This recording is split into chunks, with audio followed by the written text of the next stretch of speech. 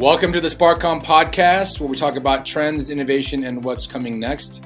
My name is Manny Turan. And I'm Adam Hartung. Learn more about us at sparkpartners.com. And for today's podcast, we wanted to reflect upon what happened here over this weekend, which is of course, the Super Bowl. Who are you going for, Adam? Well, let me be honest. I'm not a big sports fan, so I'm lucky enough that I don't have emotional ties to any teams. So I get to enjoy the game without a concern or a wish for any one team to do well. Totally get it. I'm very much the same way. I enjoy a good game here and there, but I'm not one to follow them.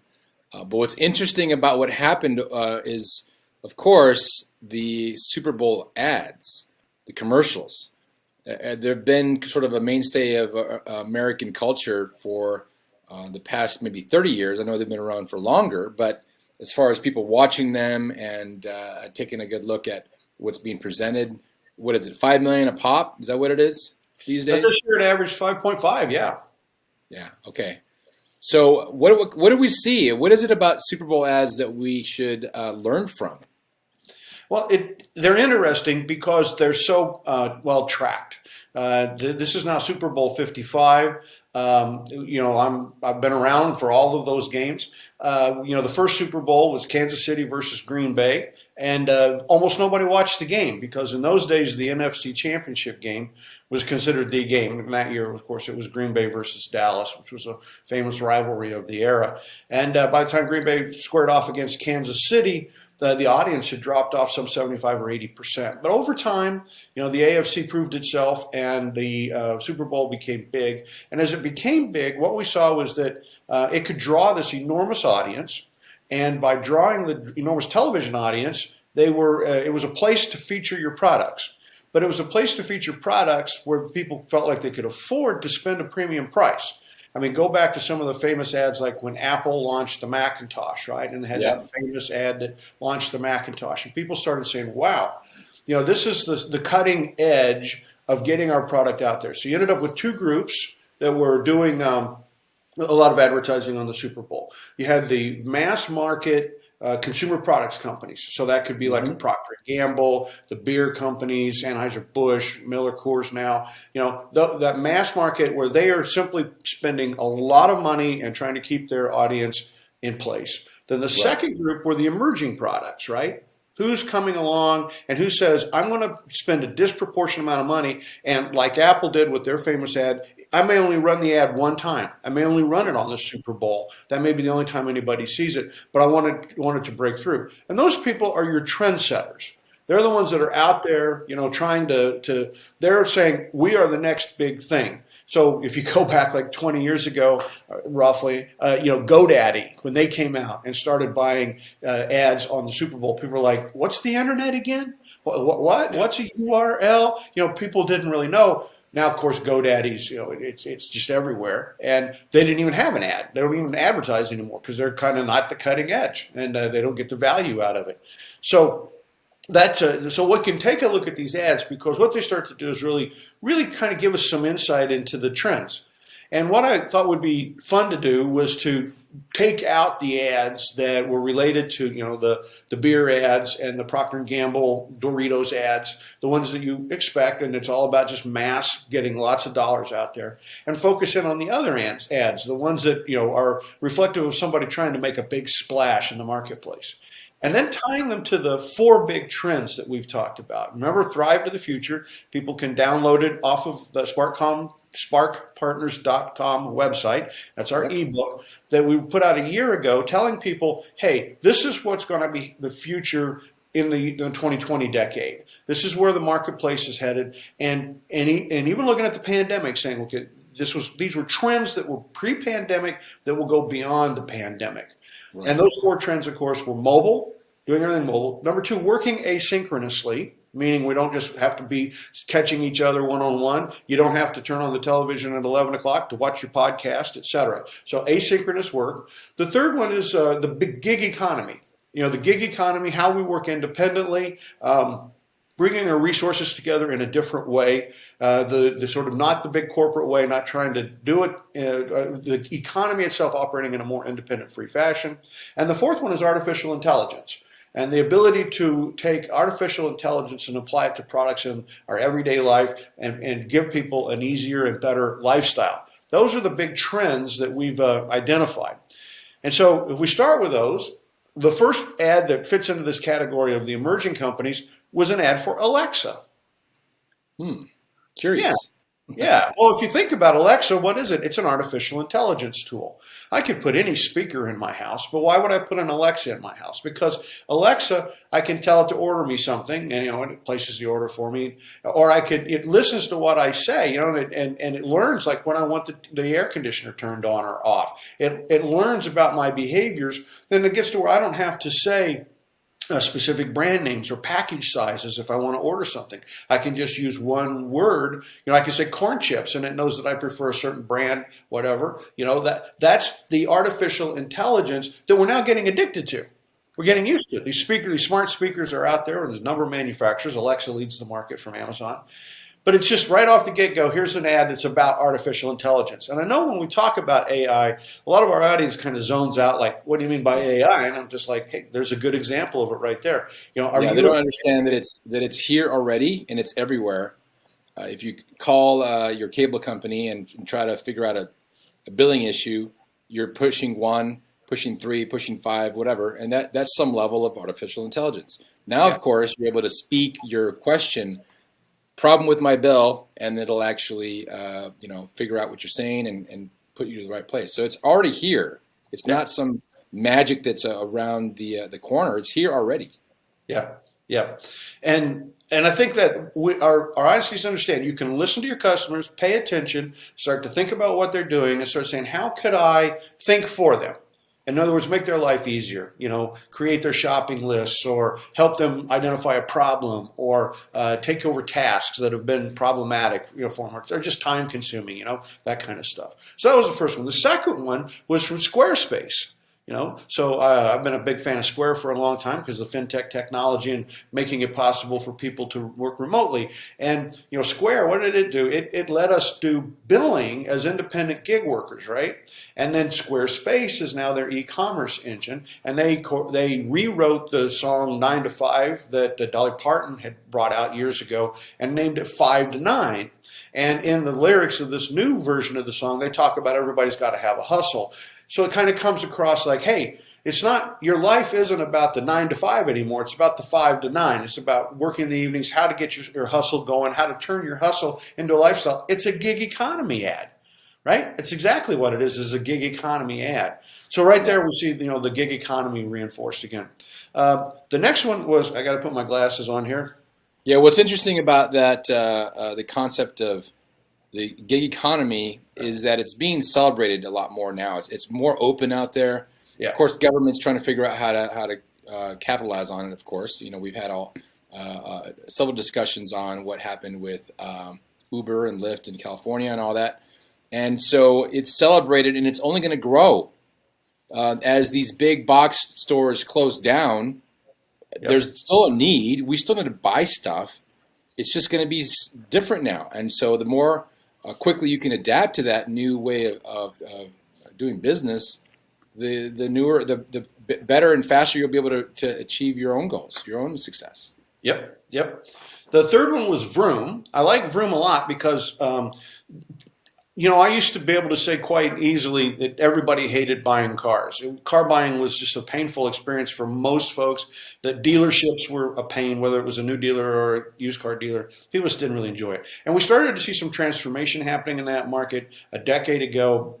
But it was still, if you want to buy a car, you went to a lot and you dealt with it, right? Until Tesla came out and said, well, here's our cars, how much they cost. We don't haggle. So the price is the price, right? And they really pushed that hard because they sold direct. And now here we have Vroom, which allows you to use your mobile device to do an e-commerce transaction to buy an automobile, which I think, quite honestly, if you'd said to somebody in 2010 they could do that, they would have thought that was an unlikely event to occur into the future. Yeah. The fourth one was Mercari, which is an e-commerce website, right? Again, it's about buying when you want, asynchronously. You don't have to go somewhere, go to a store. It's mobile. It's the big trend around e-commerce. Then one, two, three, four, five. No, one, two, three, four. Number five is 5RR.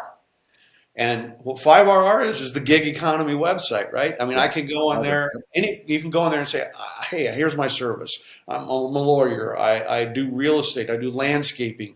I write, I do copywriting. I do editing. I do copy proofing. I do ghost writing. I mean, just all the things we could say somebody would do. Yeah, I'll do your laundry. I'll pick up your laundry and do it for anything. You want a graphic, you can put that for sale on 5RR. It's a platform for the gig economy.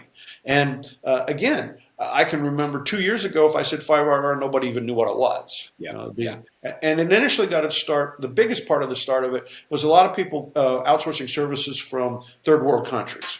Because if you wanted to have a drawing done or a poster created, you were paying somebody in the United States or $100, or you were paying somebody in Europe €100 or more, and you could go onto the 5RR site and have a very qualified person in a developing country that might do it for $10.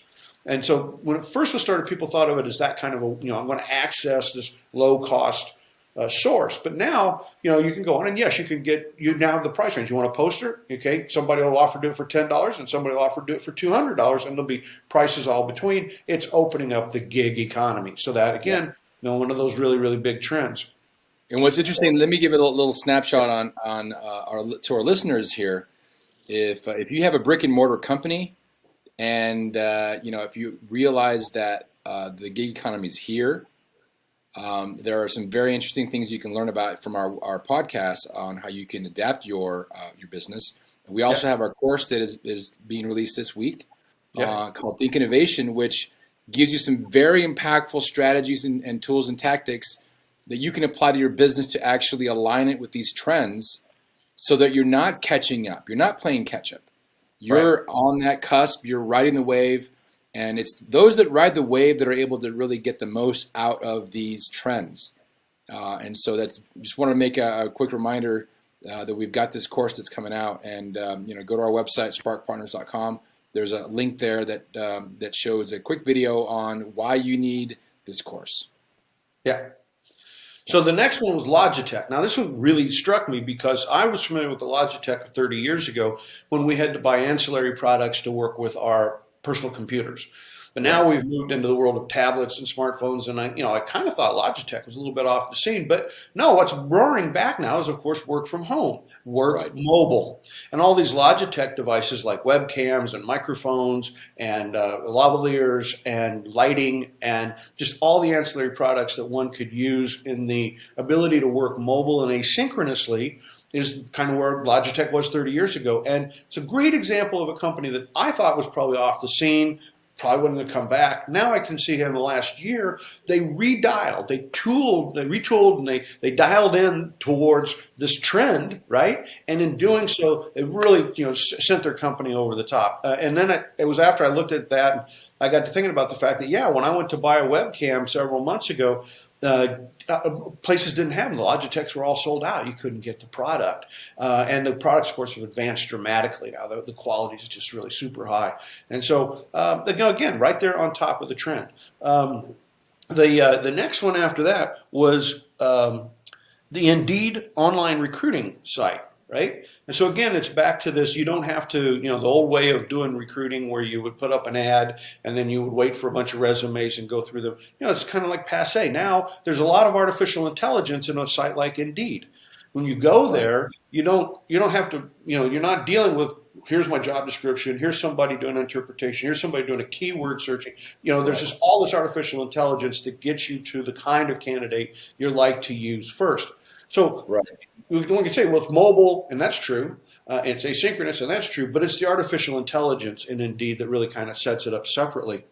Yeah, and it's important to realize that a site like Indeed and all the other things that are happening, there are tools there for the business owner, right? These aren't things that are going to replace the human element. There's always going to be a need for the human element. These are tools that will short circuit the process to finding you the right person.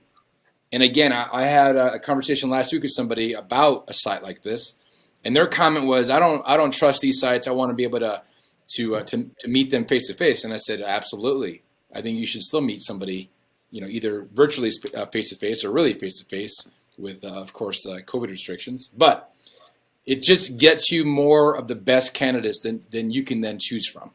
Absolutely. The old way of doing it, putting the ad out on Monster, when the sites that don't have as much of the AI, you're going to get all these qualified candidates, but then it's going to be up to you to sift through them, rather than if you're able to get served up the 5 best versus the 50 that you've got to go through yourself.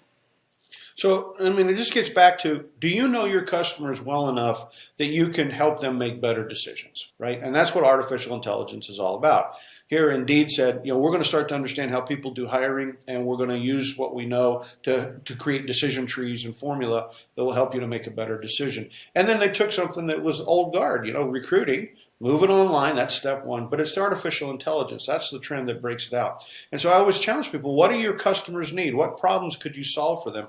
Where do you have some data about what they do that could help them be better? We've talked before about, I did some work a long time ago for somebody that printed dog food bags. And when we got them to understanding that, you've got an awful lot of information here about dog food. Why not find a way to capture that information, put it in a database, and make it available to consumers? And it wasn't what they thought of themselves as a printer, but they had a huge data access that they could use to get out there and help consumers make better decisions, even help the people who paid for the printing make better decisions about types of bag, size of bag, material, that kind of stuff. What sold, Right. what didn't sell. The next one is Robinhood. Oh yes. So last week we talked about GameStop, right? Yeah. Robinhood is another gig economy company. Why would I call it a gig economy company? Because the majority of purchases there are made 5 shares or less, right? Or fractional shares. As I mentioned, you have Amazon's like a $3,000 stock, and some people would like to own Amazon, but they only have, say, $500 or $1,000. Well, you can buy a fractional share. You not only can buy it, which you couldn't do on a traditional broker, but you don't even have to pay a commission for it, right? So what Robinhood said was, hey, here's an underserved market. People that would like to be in the stock market, that would like to do investing of some type, and they can't go to a Charles Schwab and open an account because they're not, they're going to buy so little amounts. And what they figured out was that they could use that order flow technology to take these orders that are very small and actually get people that place large orders, like Capital, and I'm trying to think some of the names right now, but they would pay Robinhood to get those fractional orders, to bundle them up so they could do higher volume. So the actual business model that Robinhood has is perfectly gig economy, because they're saying, hey, we're going to go help people that have gig needs, meaning I do things in small amount, and service those needs. So they're in a way servicing the gig worker, in this case, the gig investor. They're servicing the gig investor and the gig investor's need by coming up with a way to do these small orders. So this is the challenge, right? It's how do you sit there and say, who's the underserved customer? Who's the person out there that would like to do something in my market, but they don't really have a good way? Or you could say, hey, there's a market where I don't have access. I feel like I can't get good service. Well, what would good service look like? And now what happens is you can apply this sort of thinking to say, how could I solve the problem? Because the guys that are in that business don't show much interest in trying to service me as a small customer or as a gig worker, right? Yeah. The next one is DoorDash. Come on, mobile, deliver it to your house, right? It's the classic, asynchronously, I want it when I want it. Then Rocket Mortgage. You don't have to go sit down. You have to go to a bank. All the things we used to think of in terms of getting a mortgage is now right there on your cell phone. Right now we're back into just taking your cell phone and figuring out how to get a mortgage. Which would have just seemed impossible 20 years ago, and totally impossible. Yeah. And a lot of people would say, after the regulations after the Great Recession and the real estate problem would have likely killed it. The next one was Reddit. Now, this was only a 5-second ad, and the vast majority of people probably missed it. But here it is. It's a company saying, okay, if you want to communicate in groups, there's an alternative platform to Facebook. And I thought that, that's valuable. It's valuable. There are people who use Reddit a lot. I'm not a Reddit user myself, but there are a lot of people that do use it. And what they're saying is, Adam, you should. Why aren't you using Reddit? Why aren't you trying to use Reddit? I mean, you're out there on social media all the time. So they ran a 5-second ad saying, we provide an alternative platform to Facebook. They didn't use those words. That wasn't what they said. But that's the meaning of what they did, right? Reading between the lines, of course. Yeah, helping people get there. You're going to love the next one, SpaceX. Remember the interview we did? Yes, we do. Yes, I do. Well, help me out with the fellow's name. That was Tabor McCallum. Yeah. And, I had no idea why anybody would want to do a space rocket till, we interviewed him. Yeah, exactly. And, we're sitting here saying, hey, there's a lot of need for these technologies that move things into space, right? Why? Because of everything having to be communicated, having to be mobile, right? Having to pass that information around. And so, here's a market that, again, our listeners got a 30-minute insight to what's going on in that SpaceX type world about 2-3 months ago. I encourage them to go listen to that one, listen to that podcast. Then the next one after that was Verizon promoting their 5G. Once again, pushing mobile, saying, hey, if you think it's good now, it's going to be way better. You're going to have more bandwidth. It's going to be easier to do everything that you want to do. And all this video that we think we need to do now. I was having a conversation with somebody last week and I said, why don't we ever do audio calls anymore? Well, it's interesting. You say that. I do a lot of audio calls when I'm driving. And podcasts over the past 3 years have actually increased in popularity, ones that are audio only. Of course, our show here is audio, video, and radio. And so it's kind of nice to have those platforms. But as you were talking, Adam, something came to mind that I wanted to share with all of our listeners. No matter what business you're in, let me say this again. No matter what business you're in, you are going to be and are currently affected by these 4 major trends. Yep. I don't care if you're a dentist's office, a doctor's office, a plumber, a dry cleaner, all of these, you're going to have some effect in your business, no matter what. And the sooner that you start to embrace them, the sooner you can get the value from them, period. Yeah, it's absolutely correct. I think what we're constantly trying to help people understand is that you get up in the morning and your day's sold out because you have a business to run. And so you've been setting up what you're going to do day after day, and you have a laundry list. You keep your little notepad and you write down whether it's by hand or if you use an electronic device to keep your to-do list. So you quickly get in a world in which every day it's sold out by the time you wake up in the morning. And we don't take enough time to think about these trends.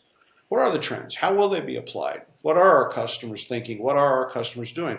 So again, I think the first step is to download the free ebook, right? Drive to the Future. I mean, that's the start there. It's an easy read. It gets you sort of thinking about it.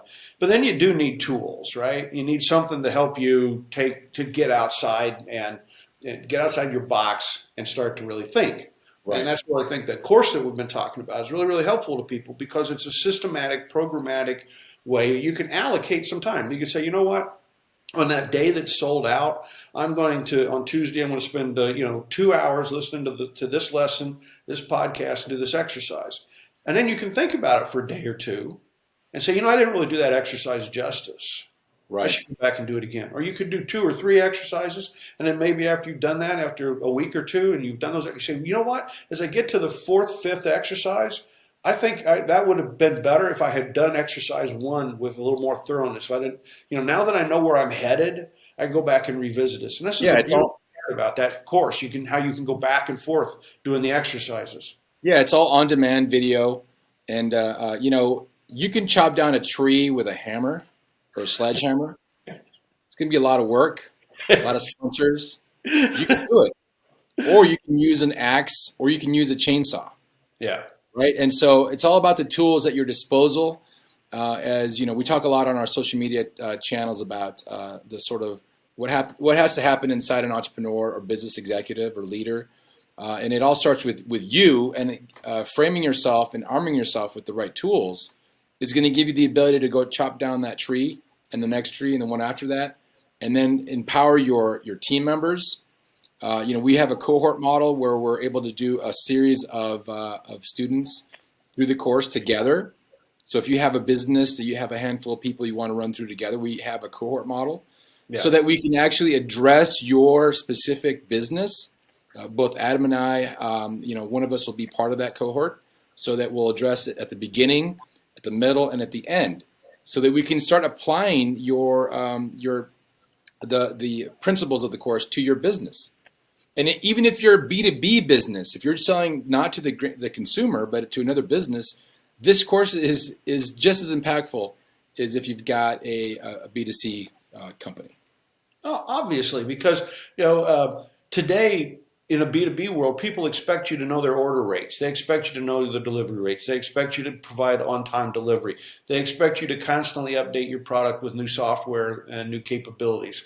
They're always looking for you to use enhanced product technology. If it's a physical product, what goes into it, what are the materials science, all those things. That's what they're all looking for that. And what will happen is if you don't just stay out there in front, if you're not the game changer, then somebody's going to change the game on you. And well, you don't want to be there. You don't want to be in that mode.